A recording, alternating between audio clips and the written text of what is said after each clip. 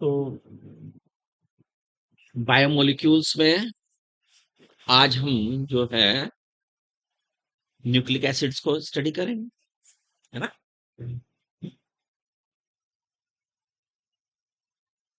Nucleic acid कल भी मैं आपसे डिस्कस हुआ था इसमें कि रॉबर्ट ब्राउन ने न्यूक्लियस का खोज किया है कि भाई न्यूक्लियस होती है कोई चीज। रॉबर्ट ब्राउन ने की ये बात। और फिर वेल्डेन ने क्या कहा कि क्रोमोसोम्स भी होते हैं न्यूक्लियस में। क्या होते हैं? क्रोमोसोम होते हैं।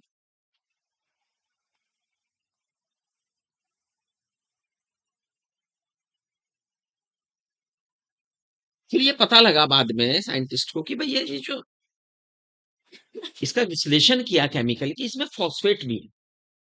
इसमें क्या है? फॉस्फेट भी है। और अगर इसमें फॉस्फेट है तो ये मॉलिक्यूल्स जो है प्रोटीन के मॉलिक्यूल्स तो नहीं हो सकते, क्योंकि प्रोटीन में तो फॉस्फेट नहीं होता। ये कोई और चीज है, कोई और अलग चीज है। और जब इसका विश्लेषण किया तो इट इज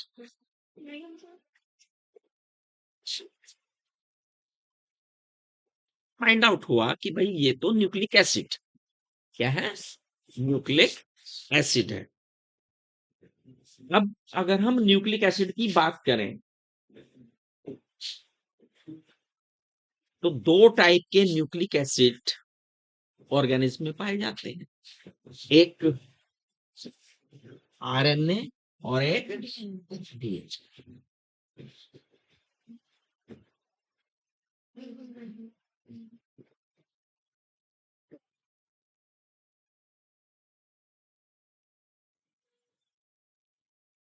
फुल फॉर्म सब बच्चों को याद है? सबको याद है ना? कोई ऐसा तो नहीं जिसे याद ना हो, है? याद है सबको? अभी नाम आए कहाँ से? किस आधार पे है नाम? इनमें कौन सी शुगर पाई जाती है? आरएनए में कौन सी होती है? राइबोस। इसका नाम नहीं पूछा मैंने, केवल शुगर का पूछा है। कौन सी शुगर होती है? राइबोस। और डीएनए में कौन सी होती है? Deoxy ribose. ठीक है ना। ये शुगर आरएनए और डीएनए में होती है, इसी आधार पर इनका नाम है। लेकिन अगर हम किसी भी न्यूक्लिक एसिड को देखें और हम देखें कि उसके बिल्डिंग ब्लॉक्स क्या हैं, तो उसके बिल्डिंग ब्लॉक्स होते हैं बच्चों कौन? न्यूक्लिक एसिड के बिल्डिंग ब्लॉक्स क्या होते हैं? बताओ, किसी को पता है? जो हमारे न्यूक्लिक एसिड्स हैं उनके बिल्डिंग ब्लॉक्स क्या होते हैं? उसके बिल्डिंग ब्लॉक्स होते हैं न्यूक्लियोटाइड। क्या होते हैं? Nucleotide. These are the building blocks. और अगर न्यूक्लियोटाइड्स को अगर हम देखें तो न्यूक्लियोटाइड्स आपस में तीन प्रकार के मॉलिक्यूल्स से बने हुए, तीन प्रकार के मॉलिक्यूल्स इसमें भाग लेते हैं, है ना। कौन कौन से? कौन सा बेस? हाँ। इसने कहा कि जी इसमें भाग लेते हैं एक पेंटोज शुगर है, नंबर दो फास्फोरिक एसिड या फास्फेट ग्रुप, नंबर तीन नाइट्रोजन बेस। ठीक है। तो तीन चीजें हैं न्यूक्लियोटाइड में।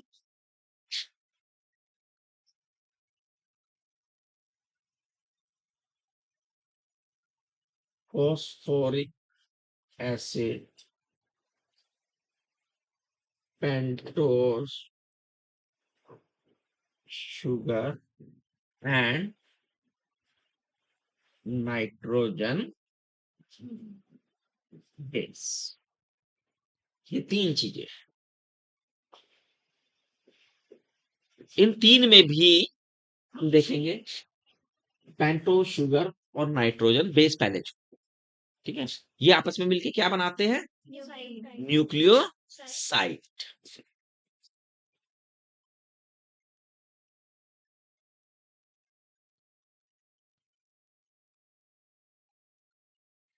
अगर हम देखें भैया फॉस्फोरिक एसिड को, तो फॉस्फोरिक एसिड में क्या है? फॉस्फोरिक एसिड का कोई फार्मूला बताएगा मुझे? H3PO4।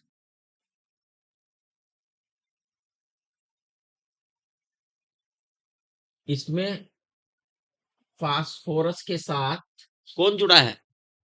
फास्फोरस की वैलेंसी कितनी है? 5। कितनी है? 5। एक डबल बॉन्ड तो गया ऑक्सीजन के साथ भाई, और 3 OH। ये आपका फास्फोरिक एसिड है ना। अब चूंकि ये एसिडिक है, इसलिए ये जो इनके कॉम्बिनेशन से बना हुआ स्ट्रक्चर है उसे एसिड कहा, है ना। इसके कारण से ये एसिडिक नेचर में। किस नेचर में भाई? ये तो पेंटोज शुगर है, organic compound, nitrogen base organic compound है ना। लेकिन ये इनऑर्गेनिक पार्ट है और एसिडिक इन नेचर है। पूरे के पूरे कंपाउंड की जो नेचर है वो कैसी है? एसिडिक है। इसलिए उन्हें कहा DNA, deoxyribose nucleic acid. RNA, ribose nucleic acid. Ribose या डीऑक्सी रिबोज उनमें शुगर है, न्यूक्लियस में वो पाए जाते हैं, एसिड उनकी नेचर है। And they are the largest molecule, but सबसे बड़े बायोमोलिक्यूल्स, लार्जेस्ट बायो मोलिक्यूल्स है। तो भाई इसके बाद है पेंटोज शुगर। पेंटोज शुगर हमने कितने प्रकार की बताई है? 2 टाइप की। कौन कौन सी?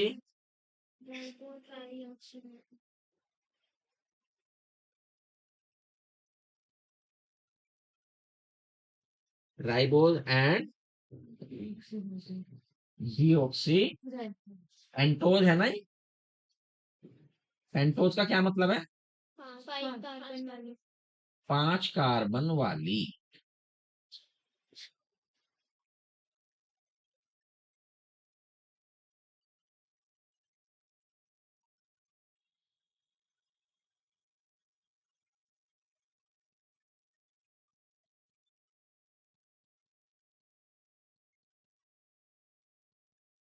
5 कार्बन वाली बनाते हैं।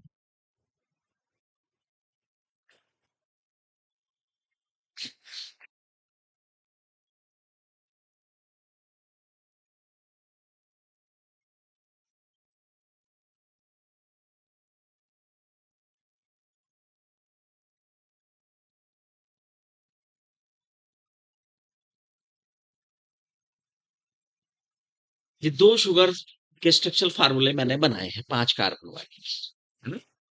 दिख रहे हैं सब बच्चे?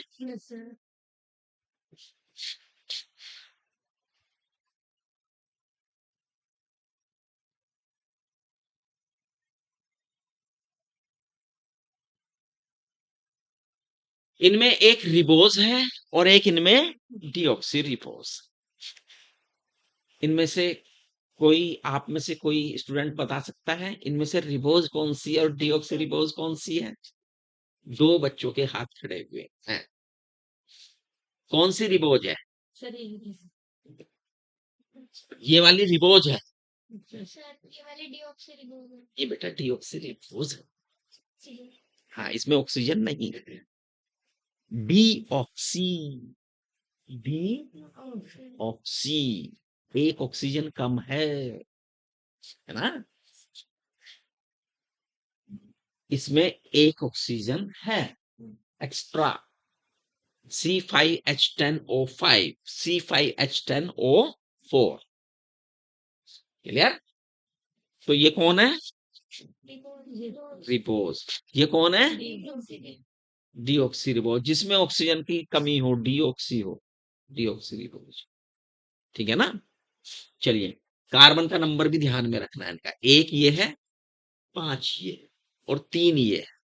क्योंकि डीएनए मॉलिक्यूल्स में इन 3 और 5 नंबर की जो कार्बन्स के ऊपर जो मॉलिक्यूल्स लगे हुए हैं, ये हाइड्रोक्सिल मॉलिक्यूल, ये बॉन्ड बनाने में महत्वपूर्ण है, भूमिका अदा करते हैं। ठीक है ना? तो इनका हमें पता होना चाहिए। लिखा रहता है ना डीएनए में, क्या लिखा रहता है?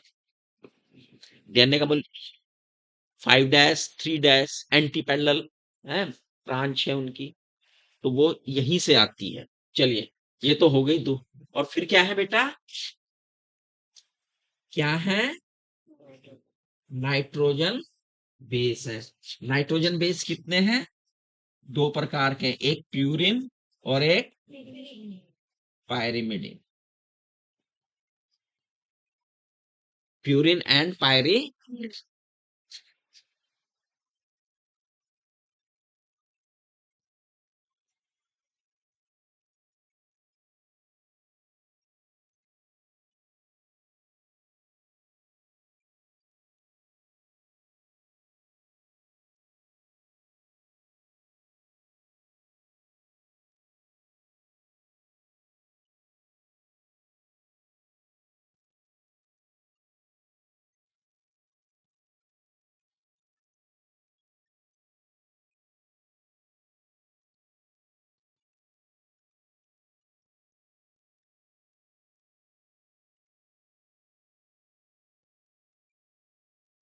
नैन को छोड़ देता हूँ फिलहाल, मैं डबल रिंग कर देता हूँ, डबल रिंग सिंगल रिंग, वरना कंफ्यूज हो गया। पायरिमिडिन जो है वो सिंगल रिंग है, हेट्रोसाइक्लिक है। कितने कार्बन है इसमें? 6। और प्यूरिन 9 कार्बन। प्यूरिन में कितने कार्बन है? 9 कार्बन है। इसमें 2 साइकिल है, एक में 6 है ना, और 3, 6 और 3 कार्बन है।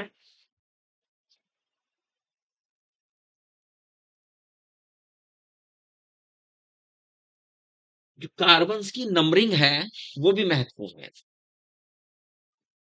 प्यूरिन एंड पायरिमिडिन्स में, पता है ना या नहीं पता? कितने बच्चों को पता है? हाँ, कार्बन्स की नंबरिंग।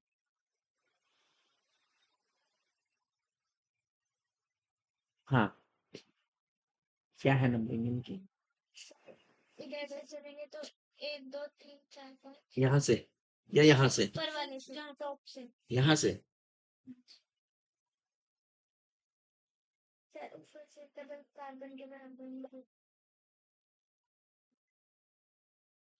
देखो, इसमें चलती है यू और इसमें चलती है यू, यहाँ से।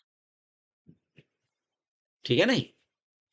1 2 3 4 5 6 7 8 9, यहाँ चलेगी कहाँ से?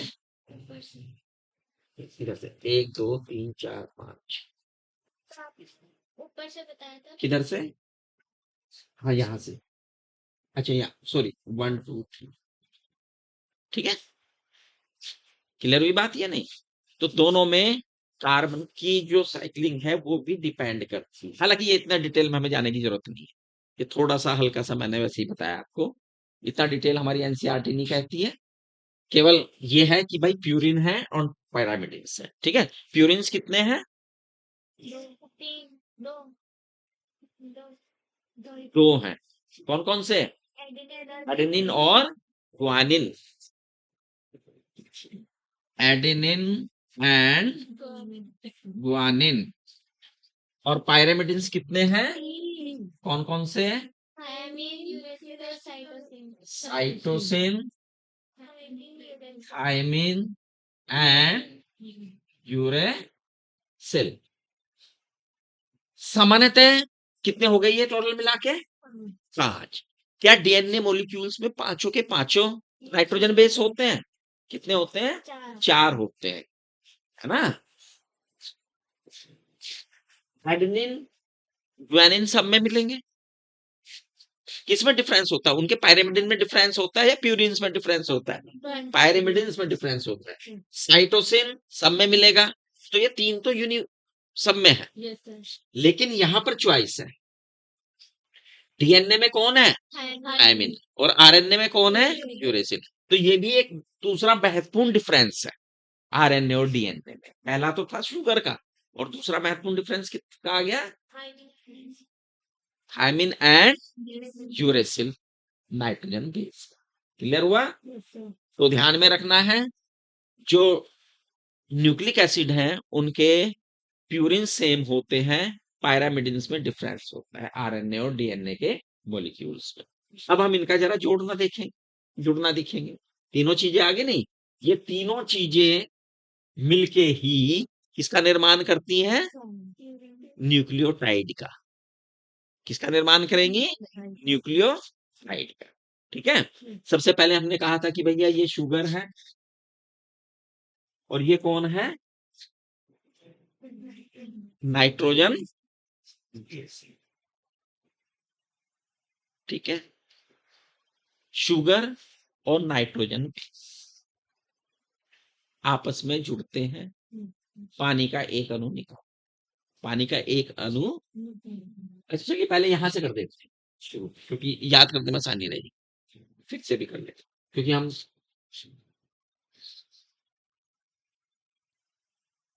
ये फॉस्फेट है ना, और ये पेंटोज शुगर। ठीक है। ये कौन है? एसिड है। और ये कौन है? एल्कोहल, हाइड्रोक्सिल ग्रुप, है ना। ये आपस में पानी का एक मॉलिक्यूल्स निकाल देंगे पांचवें कार्बन से जो। कौन सा बॉन्ड बनेगा? है,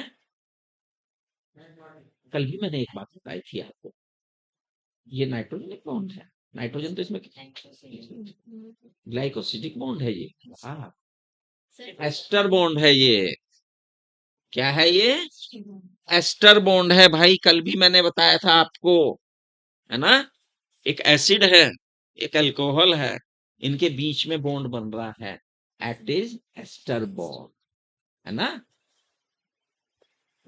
एस्टर बॉन्ड बनेगा। ठीक है। नंबर, पानी का एक मॉलिक्यूल्स निकलेगा, एस्टर बॉन्ड बनेगा। क्लियर? कोई कंफ्यूजन तो नहीं है इसमें? चलिए, अब ये शुगर है भैया, है ना। ये किसके साथ? इनमें से किसी एक नाइट्रोजन बेस के साथ जुड़ेगा। इसका क्या जुड़ेगा? नाइट्रोजन बेस के साथ जुड़ेंगे। और जब ये नाइट्रोजन बेस के साथ जुड़ेंगे, तो इनका जो बॉन्ड होगा वो कौन सा होगा? एक शुगर है, एक नाइट्रोजन बेस है ग्लाइकोसिडिक, खाली ग्लाइकोसिडिक, एन ग्लाइकोसिडिक। कौन सा है? N glycosidic. क्यों कहा मैंने?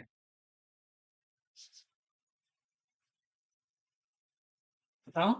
सिर्फ नाइट्रोजन से जुड़े। एक नाइट्रोजन समूह भी तो है इसमें, ये नाइट्रोजन समूह भी तो है नहीं। और एक शुगर है, तो इसे हमने क्या, कौन सा बॉन्ड कहा? N glycosidic bond, N glycosidic bond. Clear आ गया? यहाँ पे भी पानी का अणु निकलता है, दो बॉन्ड हो गए, तो क्या रह गया? अब क्या रह गया?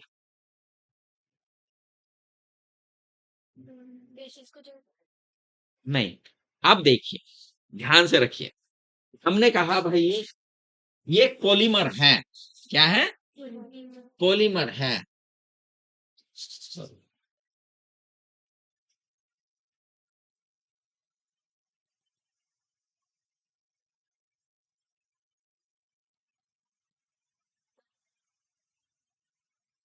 CH2।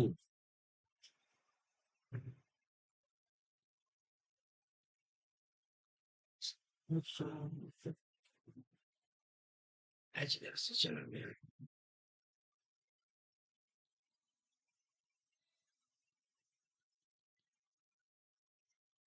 ये बॉन्ड आ गया ना, और यहां से कौन, यहां से कौन जुड़ गया?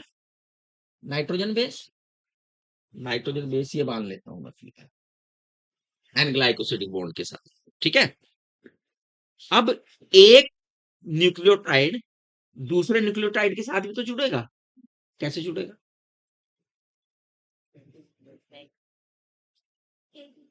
तभी भाई एक न्यूक्लियोटाइड इसकी सब्जी, मैंने कहा था बिल्डिंग ब्लॉक्स न्यूक्लियोटाइड है।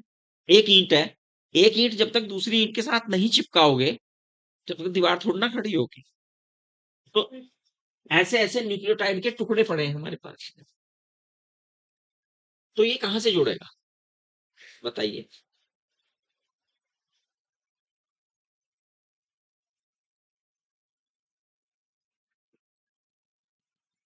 देखो, ऐसा ही अगर आएगा ना दूसरा, तो वो यहां से जुड़ेगा तीसरे के साथ। किसके साथ जुड़ेगा? अब आपने देखा कि भाई एक फॉस्फेट, यहाँ पे फॉस्फेट आएगा, इसका मतलब यहाँ दूसरे का फॉस्फेट आएगा, है ना? ऐसे ही तो समझो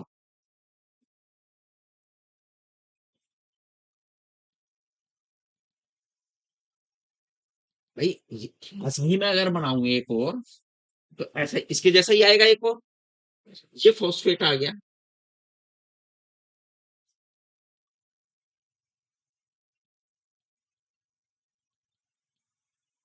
क्लियर?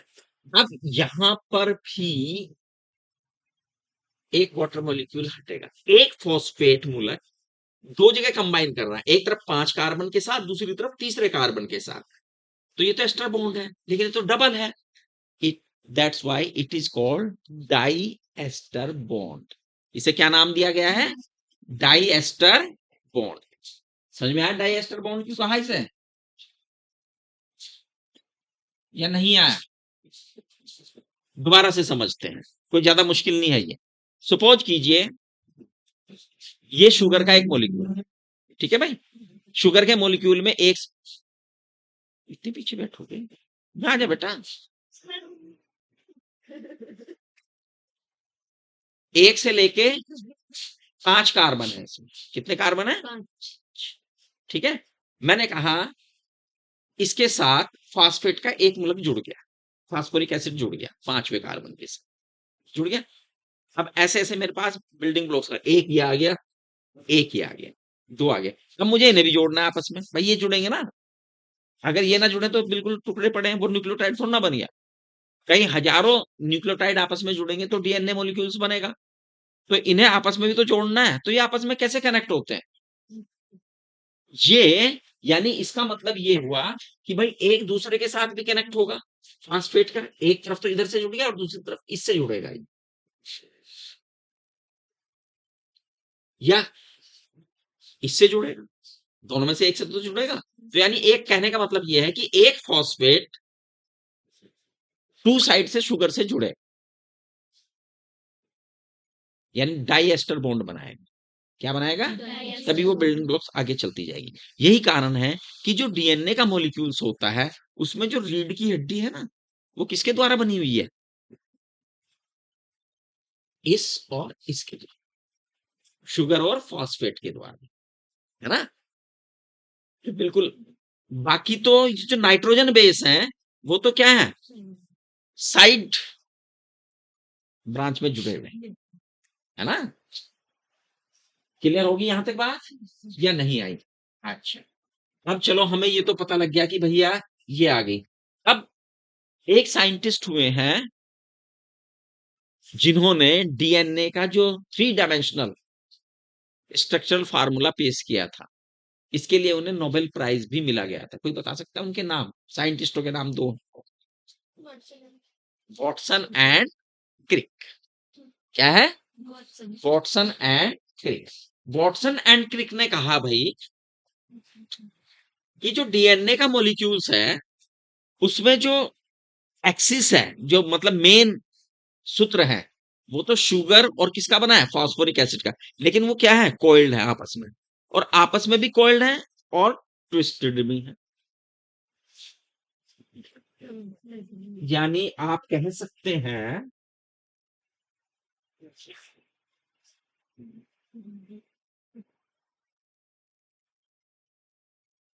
कोई ऐसी चीज की कल्पना कीजिए कि जो दो कॉम्प्लीमेंट,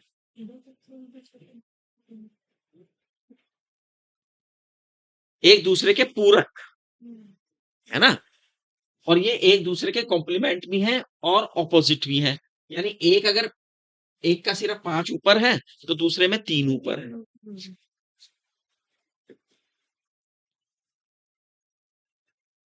ठीक। और यहां पर ये पूरी की पूरी लाइन किसकी बनी हुई है भैया? इस लाइन में कौन आएगा पूरी की पूरी में? किसके अणु है? शुगर और फास्फोरिक एसिड, शुगर और फास्फोरिक एसिड, शुगर और phosphoric acid, sugar phosphoric acid, ये भी शुगर फास्फोरिक एसिड। दो स्टैंड आ गए भाई, एक शुगर फास्फोरिक एसिड का एक सूत्र ये आ गया। इसमें कहूं एक सूत्र ये है भाई जिसमें शुगर और फास्फोरिक एसिड है, एक सूत्र ये दोनों एक ही रंग के हैं, अलग होते तो मजा आ जाता है ना। एक सूत्र ये है कि जिसमें sugar phosphoric acid, sugar phosphoric, दूसरा शुगर फास्फोरिक एसिड, शुगर। अब इन्होंने भी आपस में क्या बना लिया? ट्विस्ट हो गया, कोयल है ये, है ना। लेकिन ये पैरेलल है कोयल। जैसे इसे ऐसे मान के चलिए, जैसे एक ऐसा जीना नहीं होता जो घुमावदार होते हैं, लोहे के जीने बनाए जाते हैं जो घुमावदार होते हैं, जिसमें यूं दोनों सिरे जो है इस पे हाथ रखते हैं वो दोनों सिरे पैरेलल चलते हैं और बीच में डंडियां जुड़ी होती हैं उसके। यानी इस टाइप से इसे मान के चलिए। और इसका जो बीच का हिस्सा है वो नाइट्रोजन बेस के द्वारा जुड़ा है।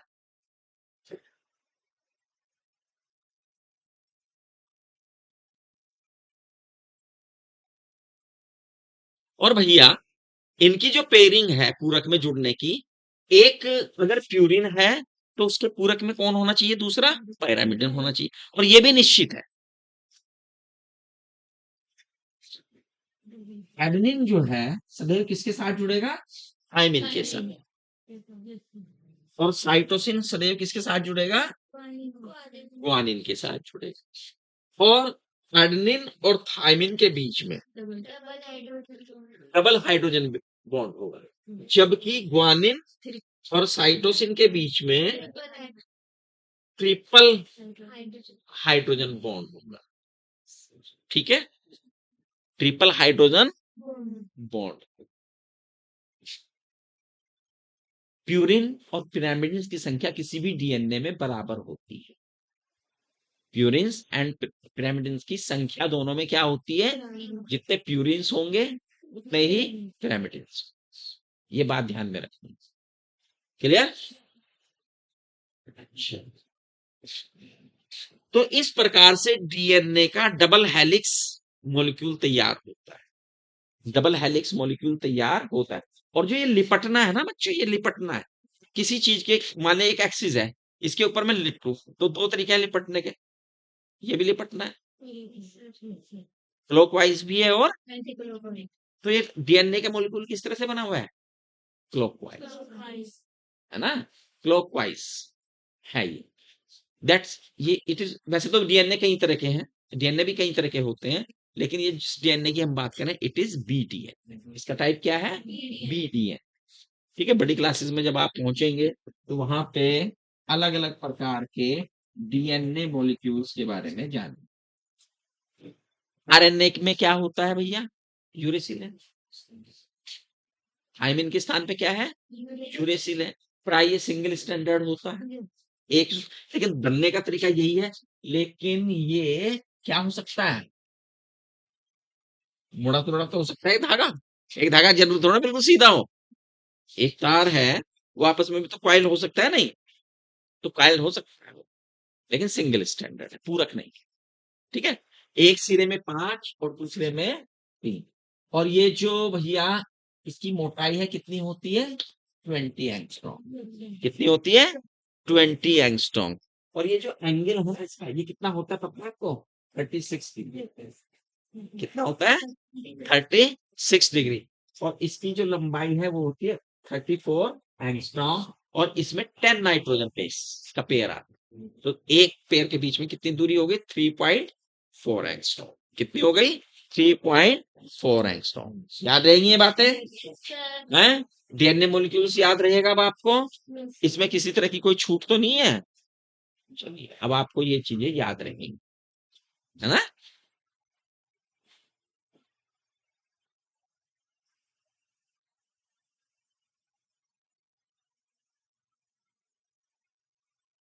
चलिए, अच्छी बात है, ये आपको याद रहे।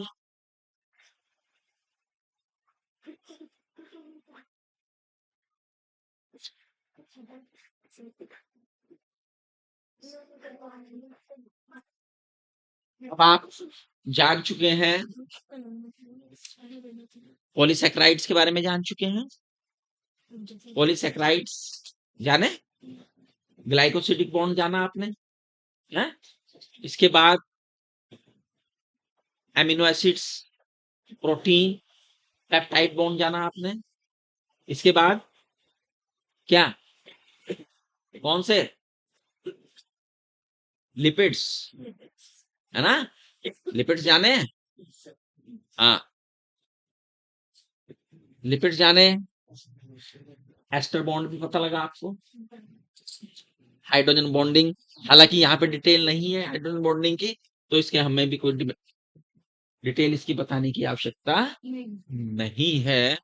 बाकी सब चीजें आप इसमें जान चुके हैं कि भाई किस प्रकार से ये बायोमोलिक्यूल्स जो हैं, बड़े बड़े मोलिक्यूल्स जो हैं एसिड इंसोल्यूबल पार्ट में रहते हैं, उनका स्ट्रक्चर हमारे शरीर में होता है।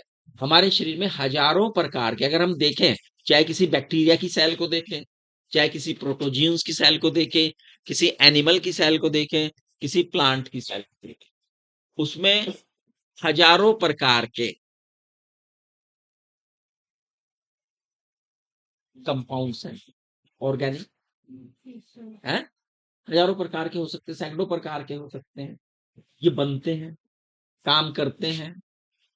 क्लियर। अब इन विभिन्न प्रकार के एंजाइमों का जो रोल है हमारी बॉडी में वो अलग अलग है, सॉरी, कंपाउंड्स का, ठीक, इनका रोल क्या है बेटा, अलग अलग है। कोई कोई काम करता है, कोई कुछ काम, लेकिन जब इनके काम अलग अलग हैं,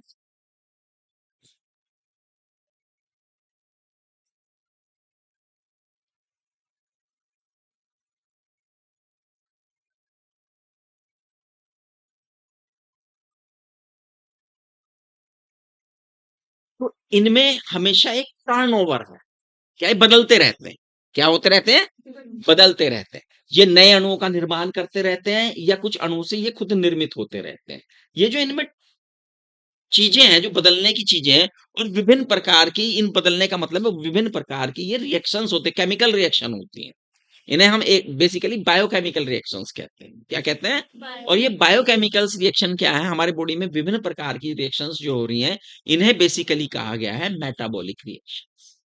क्या कहा गया, ठीक है। इनमें, इन मेटाबॉलिक रिएक्शन में क्या हो सकता है भाई, कोई सिंपल मॉलिक्यूल्स बड़ा मॉलिक्यूल्स बना सकता है, सिंपल मॉलिक्यूल्स क्या बना सकता है, बड़ा मॉलिक्यूल्स बना सकता है। यानी एक निर्माण कार्य हो रहा है, ये क्या हो रहा है, निर्माण कार्य हो रहा है, जहां पे एनर्जी की जरूरत पड़ती है, एनर्जी देने की जरूरत पड़ती है। तो ऐसी रिएक्शन को हम क्या कहते हैं, एनाबॉलिक। ऐसी मेटाबॉलिक रिएक्शन को क्या कहते हैं हम, एनाबॉलिक। इसका उल्टा भी हो सकता है, एक बड़ा मॉलिक्यूल्स क्या हो सकता है, टूट कर छोटे मॉलिक्यूल्स में भी टूट सकता है, और यहाँ पर क्या होता है, एनर्जी रिलीज होती है। यहाँ पर क्या रिलीज होती है, एनर्जी। इस प्रकार की हम मेटाबॉलिक रिएक्शन को क्या कहते हैं, catabolic reaction. Anabolic and catabolic reaction हमारी बॉडी में लगातार चलती रहती है, यानी ऊर्जा का हमारा यूज भी होता रहता है, और ऊर्जा क्या होती है, रिलीज भी होती रहती है। ये जो रिलीज हुई ऊर्जा है, ये स्टोर होती है एक बॉन्ड एनर्जी के रूप में। किस एनर्जी के रूप में, कोई बता सकता है हमें, वो कौन सा रूप है जिस फॉर्म में एनर्जी हमारी बॉडी में संचित रहती है, एटीपी। कौन है बेटा, एटीपी। क्या मतलब है एटीपी का, adenosine triphosphate, adenosine triphosphate. Phosphate के 3 बॉन्ड्स हैं, एनर्जी बॉन्ड, ठीक है ना। अगर एटीपी टूटेगी तो it convert into ADP, it convert into ADP. तो एनर्जी क्या होगी, रिलीज होगी, है ना, एनर्जी क्या होगी, रिलीज होगी। और अगर एडीपी एक फॉस्फेट बॉन्ड बनाकर एटीपी में कन्वर्ट होके बैठेगी तो एनर्जी लेकर वो बनेगी, है ना। तो मुक्त एनर्जी, फ्री एनर्जी किन कंडीशंस में होती है? कैटाबॉलिक रिएक्शंस में। रेस्पिरेशन देखा है आपने? क्या होता है रेस्पिरेशन में? ग्लूकोज का एक मोलिक्यूल है, बड़ा मोलिक्यूल है, वो टूट गया किसमें? है क्या, कितना पाथवे है ग्लूकोज के अणु का टूटने का?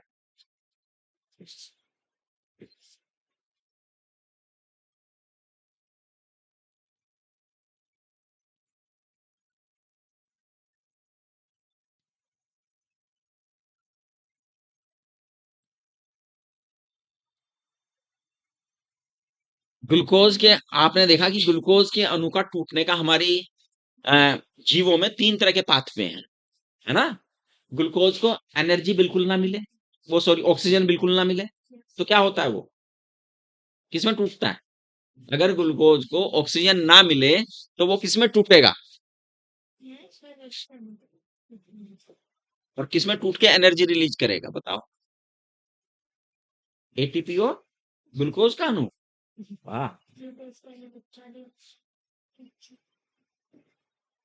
भाई ग्लूकोज से हमें एनर्जी मिल रही है, कैसे मिल रही है पहले तो देखो। क्या होता है? ग्लूकोज का बॉन्ड होता है, ऑक्सीजन मिलती है उसमें, है ना। ऑक्सीजन मिलती है और ऑक्सीजन मिलने के बाद ही वो बॉन्ड होता है। लेकिन मैं कहता हूं ऑक्सीजन ना मिले क्या होगा? और एनर्जी चाहिए, तो हो जाएगा एनारोबिक रेस्पिरेशन में। किसमें जाएगा? और बनाएगा कार्बन टू C2H5OH। क्या बनाएगा? बनाएगा नहीं, C2H5OH एथिल अल्कोहल बनाएगा क्या नहीं बनाएगा? और कार्बन डाइऑक्साइड निकालेगा और एटीपी निकालेगा, निकालता ना एटीपी। अच्छा, एनर्जी ऑक्सीजन जो है कम मिले, बहुत कम मिले, तो क्या होगा? ये लैक्टिक एसिड में बदलता है। किसमें बदलता है? लैक्टिक एसिड में। और एनर्जी देता है। और ऑक्सीजन पूरी मिले तो किसमें बदलता है ये? है? पहले बदलेगा पाइरुविक एसिड में, और फिर एंडली CO2 एंड H2O, और सबसे ज्यादा एनर्जी यही रिलीज होती है, ठीक है नहीं।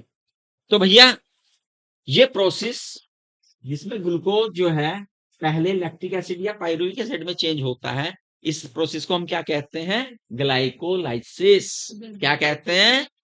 और ये पूरा का पूरा प्रक्रम जो है ये एनारोबिक रेस्पिरेशन है, ये aerobic respiration, incomplete aerobic respiration. Clear?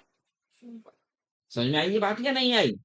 है? तो कहने का मतलब ये है, ये एक कैटाबॉलिक रिएक्शन हुई या एनाबॉलिक रिएक्शन हुई? रेस्पिरेशन। बताओ, रेस्पिरेशन कैटाबॉलिक हुई या एनाबॉलिक हुई? कैटाबॉलिक की क्या विशेषता बताई मैंने? कोई मॉलिक्यूल टूट जाता है और एनर्जी रिलीज होती है। इसमें एनर्जी रिलीज हुई या नहीं हुई? रेस्पिरेशन से हमें जब होती है क्रिया, एनर्जी मिलती है ना एटीपी के रूप में, तो उस हिसाब से किसकी क्रिया, कैसी क्रिया हुई है? हैं? कैटाबॉलिक। कैसी हुई? कैटाबॉलिक हुई, ठीक है ना। कैसी हुई? कैटाबॉलिक हुई। क्लियर? चलिए, ये है एंजाइम। एंजाइम, अच्छा, अगर हम एक केमिकल रिएक्शन की बात करें तो ये क्या केमिकल रिएक्शन क्या होती है? जल्दी बोलो, आ जाओ। केमिकल रिएक्शन क्या होती है बच्चों? कोई बताएगा? किसी केमिकल है? किसे कहते हैं केमिकल रिएक्शन?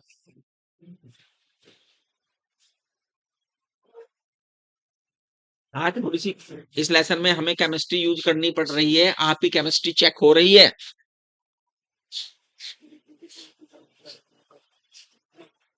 हैं? और कोई स्टूडेंट? केमिकल रिएक्शन क्या होती है? आप बताओगे? रिएक्टेंट से प्रोडक्ट। केमिकल रिएक्शन, सर दो रिएक्टेंट एक प्रोडक्ट बनाते हैं। दो रिएक्टेंट मिलके एक प्रोडक्ट बनाते हैं, बस। ऐसा नहीं हो सकता एक एक ही रिएक्टेंट और वही दो प्रोडक्ट बना दे, तो फिर ये तो यूनिवर्सल डेफिनेशन नहीं हुई। बहुत सारे रिएक्टेंट मिलके, ये सीटें चेंज मत करो, ये हाँ ऐसे ही बैठ जाओ, थोड़ी दूरी से हट कर लो।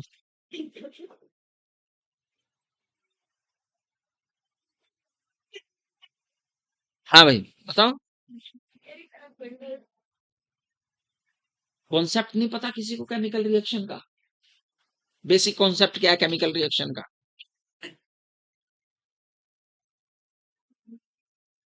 आप स्टडी नहीं कर रहे हो बच्चों, इससे लगता है मुझे स्टडी में कहीं कमी है। हाँ, देखे कोई भी केमिकल रिएक्शन होती है, उसका बेसिक ये होता है बेटा कि उसमें पुराने बॉन्ड टूटते हैं और न्यू बॉन्ड्स बनते हैं।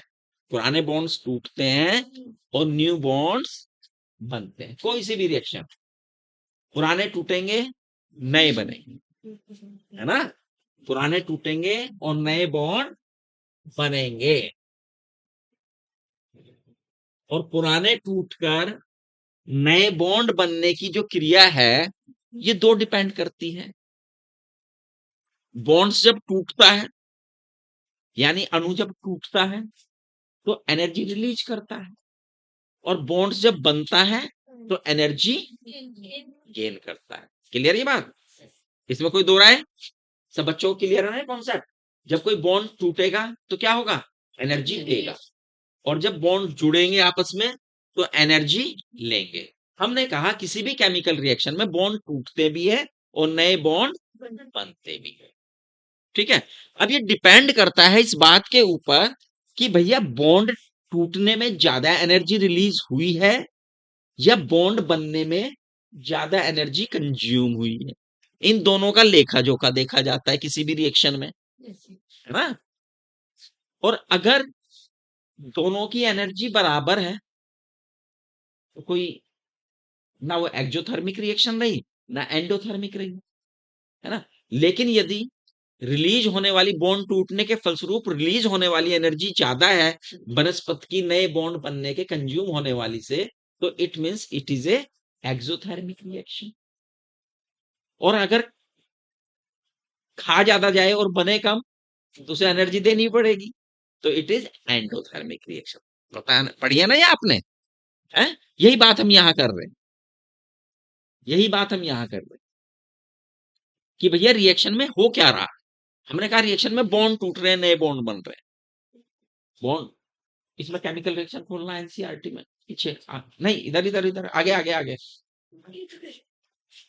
केमिकल रिएक्शन हेडिंग है, केमिकल रिएक्शन। एक केमिकल रिएक्शन दे रखी है इसमें कि, किसकी है? किसके साथ?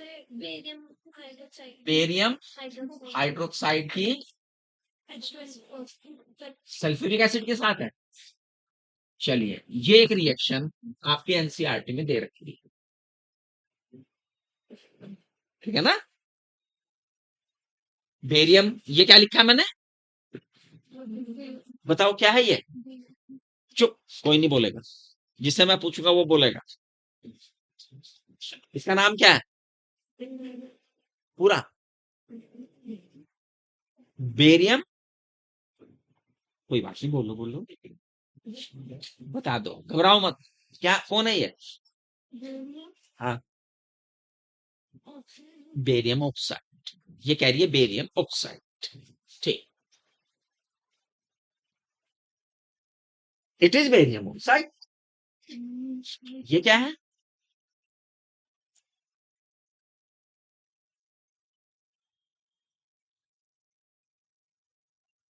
कौन है ये? अगर ये बेरियम ऑक्साइड है तो ये कौन है? सर ये बेरियम ऑक्साइड है ये बेरियम ऑक्साइड है, ये बेरियम ऑक्साइड नहीं है, कुछ और है ये। कोई बताएगा और इसका नाम बताएगा? कितने बच्चों को पता है? हाँ, बेरियम हाइड्रोक्साइड, बेरियम डाइहाइड्रोक्साइड।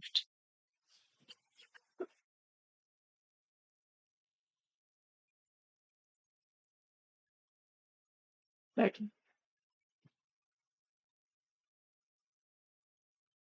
है तो बेरियम हाइड्रोक्साइड। डाइहाइड्रोक्साइड का कॉन्सेप्ट कैसे आया? 2H देख के? हैं? हम्म?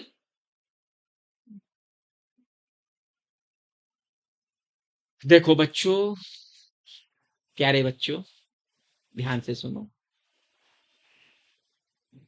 अभी आपको इट मीन्स कब डाइऑक्साइड कहना है, कब परऑक्साइड कहना है, कब ऑक्साइड करना है, कब मोनोऑक्साइड करना है, ये कॉन्सेप्ट अभी क्लियर नहीं है ना।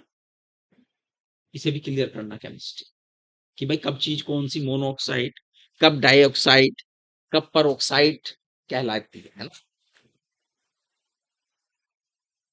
ये एक सिस्टम है, एक तरीका है, तब हम इन्हें मॉलिक्यूल्स को ये लगाते हैं उनके साथ, ठीक है बेटा।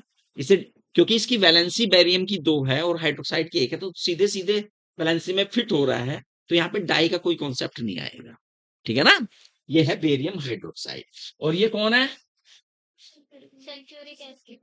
Sulphuric acid. कौन है बेटा?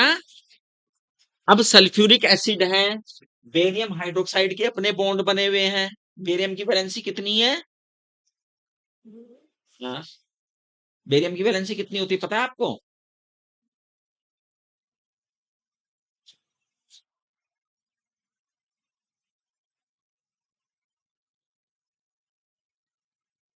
कितनी होती है बेरियम की वैलेंसी? 2, है ना। एक बॉन्ड ये रहा, एक बॉन्ड ये रहा, H2SO4। H2SO4 का मॉलिक्यूल बनाना आता है आपको? इलेक्ट्रॉन बिंदु सूत्र आते हैं उसके या नहीं? बनाए, खूब बनाए आपने, है ना, या नहीं बनाए? घबराते हो केमिस्ट्री के नाम से तुम, थोड़ा घबरा, बायोलॉजी के बच्चे घबराने लगे। केमिस्ट्री से नहीं घबराते बायोलॉजी के बच्चे, फिजिक्स से घबराते हैं। तुम तो केमिस्ट्री से भी घबराने लगे हो कि क्या पूछ रहे सर, आज का कौन से मूड में आ गए, है ना। तो बेटा H2SO4 है यहाँ पर भी बॉन्ड है, तो ये बॉन्ड टूटे, ये बॉन्ड, और बनेंगे क्या?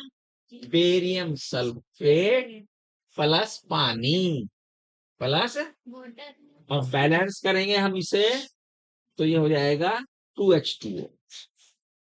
कितना हो जाएगा? 2H2O, ठीक है। तो ये बॉन्ड बने, पुराने टूटे, नए बॉन्ड बने। तो यही रिएक्शन, केमिकल रिएक्शन में हमें ध्यान में रखना होता है कि भैया किसी भी केमिकल रिएक्शन में पुराने बॉन्ड टूटते हैं और नए बॉन्ड बनते हैं, ठीक है। एक और चीज डिपेंड करती है किसी भी केमिकल रिएक्शन में, किसी भी मेटाबॉलिक रिएक्शन में, कि उसका रेट क्या है। रेट, दर उसकी, है ना। तो कुछ केमिकल्स जो प्रोटीन भी हैं, जो क्या है, प्रोटीन भी हैं, किसी केमिकल या किसी मेटाबॉलिक रिएक्शन के रेट को जो प्रभावित करते हैं, इफेक्ट डालते हैं, दे आर कॉल्ड एंजाइम। उन्हें हम क्या कहते हैं? Enzymes are protein which affect the rate of metabolic reaction. Clear? तो ये एंजाइम का कॉन्सेप्ट, ये प्रोटीन होते हैं जो मेटाबॉलिक रिएक्शन को के रेट को जो है प्रभावित करते हैं। अब टेम्परेचर के साथ ये रेट वेरी करता है, ठीक है ना। कहा यह जाता है कि एवरी 10 डिग्री टेम्परेचर पे कोई भी केमिकल रिएक्शन होती है तो उसका रेट जो है डबल हो जाता है या आधा हो जाता है। लेकिन एंजाइम्स जो हैं किसी भी केमिकल रिएक्शन के रेट को कई गुना बढ़ा सकते हैं, कई गुना बढ़ा सकते हैं, है ना। एंजाइम्स जो है किसी भी केमिकल रिएक्शन के रेट को कई गुना बढ़ा सकते हैं। क्लियर? याद रहेगी एंजाइम्स के बारे में जो बातें। एंजाइम्स होते क्या है? प्रोटीन। क्या है? प्रोटीन है जो किसी मेटाबॉलिक रिएक्शन के रेट को क्या करते हैं, प्रभावित करते हैं। किसी मेटाबॉलिक रिएक्शन के रेट को क्या करते हैं बेटा, प्रभावित करते हैं। क्लियर या नहीं?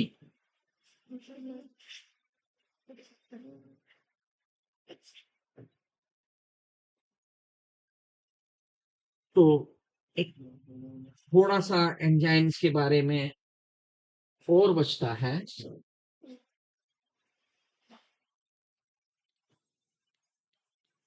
थोड़ी सी बातें और बचती हैं, है ना? तो आज एक्चुअली है हो गया टाइम, मुझे निकलना है।